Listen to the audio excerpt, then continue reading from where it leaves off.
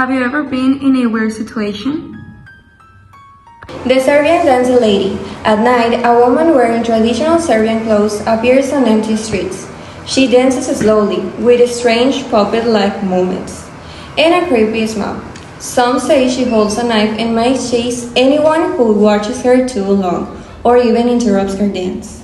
One viral video shows her noticing someone filming, then suddenly running toward them. No one knows if she's a ghost, a myth, or just a prank. This is a story of a guy named Aaron from Piedras Negras. One day, he and his 7 cousins went to his grandfather's ranch near the highway to Ciudad Acuña. And so they arrived on a Friday afternoon, and immediately they started setting up the camping tents and started grilling steaks. And the ranch was pretty big. They had enough space to play football at the back of the house, and they also had a swing set and some old trucks, and there was also a trail that led to a river. And so Aaron and his cousin went to get some wooden logs, and there they found a small cross made of 2 branches and also a small figure that resembled a voodoo doll. But he didn't really pay any mind to it and probably thought that they were his grandfather's. Then they stayed up all night, the 8 cousins, and 3 of them went inside the house because they were really cold. The rest of them stayed up till 2 a.m. and then Aaron was about to turn in, but before getting inside the camping tent, he went to pee around one of the old trucks, and that was when he saw a goat like far from the old trucks. Then when he went to get inside the camping tent, he heard the swinging set move and creak, and when he turned around, he saw the goat sitting on the swing set. And he was about to go inside the camping tent once again when he heard a goat screaming very loud and screeching like it was in a lot of pain. And so he was really afraid, and he woke up his another cousin, and they saw how the goat stood up on 2 legs and went to the swinging set and started like balancing on it and laughing a lot. And so he woke up the rest of his cousins and went inside the house, where he saw his grandfather trembling and with a gun. And his grandfather told them that he had only heard the goat, but he had never seen it walk in 2 legs. The story I'm going to talk about, it didn't happen to me, but it happened to a friend of mine. He works for deliveries. He's more specifically for Rappi. And it was a Friday night around 9 p.m. He went to this store called Soriana. It's a local grocery store. And he was going to pick up an order.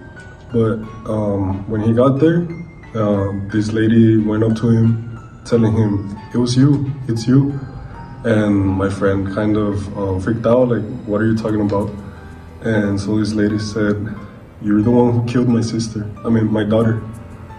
I see you every night in my dreams. And my friend just freaked out, right? Because he didn't expect that. And so this lady started bending down, and she was like, it's you, I see you every night, I see you. And so my friend just didn't know what to do, and he just called the managers and told them what happened. And I think he just left, but I mean, it was a pretty weird story. I still get chills thinking about my creepy neighborhood. He'd make weird noises and stare at me all the time. I tried to shake it off, but it was freaky. Then I stopped showing up to work, and my co-workers got worried. The cops came to my house and found secret passages to my neighbor's basement. What they found there was insane. My own body, all cut, the neighborhood got couch, but then he killed himself in jail. It's still messed up to think about me. This is a story that happened to me several years ago.